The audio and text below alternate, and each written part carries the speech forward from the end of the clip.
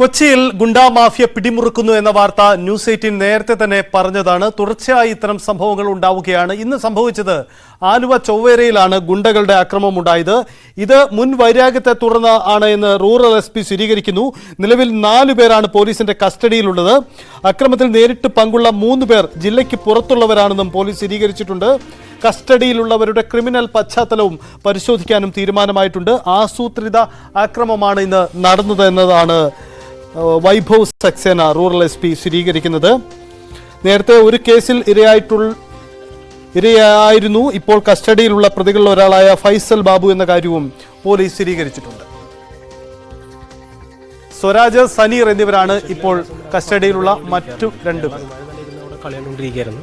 ആ സമയത്ത് ഒരു പുള്ളി ഹെൽമെറ്റ് വെച്ച പുള്ളി ഇവിടുന്ന് നമ്മുടെ വെയിറ്റിന്റെ ഫ്രണ്ടിൽ കൂടെ അങ്ങനെ നടന്നുകൊണ്ടായിരുന്നു. അതിനുശേഷം നമ്മളെ കവർ ചെയ്ത് കുറച്ചാണ് ഫ്രണ്ടിലേക്ക് പോയതിനു ശേഷം ഒരു കാറ് വന്ന് നിർത്തി. കാറിലുള്ളവരോട് എന്തോ പറഞ്ഞ് അപ്പം തന്നെ അവർ കുറേ മാരകായുധങ്ങളായിട്ട് ഞങ്ങളുടെ വന്നു. ഞങ്ങളത് ഇടിച്ച് ഇപ്പോൾ ഇവിടെ പൊട്ടിയിട്ടുണ്ട്. പിന്നെ അത് ഇവിടെ പൊട്ടി, പിന്നെ ഇവൻ്റെ ഇവിടെ പൊട്ടി. അങ്ങനെ കുറേ പേരുടെ ഇങ്ങനെ ഇത് വന്നു. അപ്പോൾ ഞങ്ങളിങ്ങനെ തല്ലണ കണ്ടിട്ട് ഞങ്ങളുടെ മുൻ മെമ്പറുണ്ട് സുലൈമാൻ എന്ന് പറഞ്ഞാൽ പുള്ളി അവിടെ ബാക്കിൽ നിൽക്കായിരുന്നു. അത് ചോദിക്കാൻ വേണ്ടി വന്നു, എന്താ പ്രശ്നം എന്ന് ചോദിക്കാൻ വേണ്ടി വന്നപ്പോഴേക്കും പുള്ളീനെ വളഞ്ഞ് ആക്രമിച്ച് ചവിട്ടി താഴത്തേക്ക് ഇട്ടിട്ട് എന്താ വെച്ച് വെട്ടലോ. അപ്പോഴേക്കും ഞങ്ങൾ ഓടിയായിരുന്നു. ഞങ്ങളുടെയൊക്കെ തലക്കൊക്കെ അടിയിട്ടിട്ടുണ്ട്. അപ്പോൾ ഞങ്ങൾ ഓടി പോകുന്നായിരുന്നു. പുള്ളി ഒറ്റക്കായി പോയി. പുള്ളീനെ വളഞ്ഞിട്ട് ആക്രമിക്കുകയാണ് ചെയ്തത്. ഇത്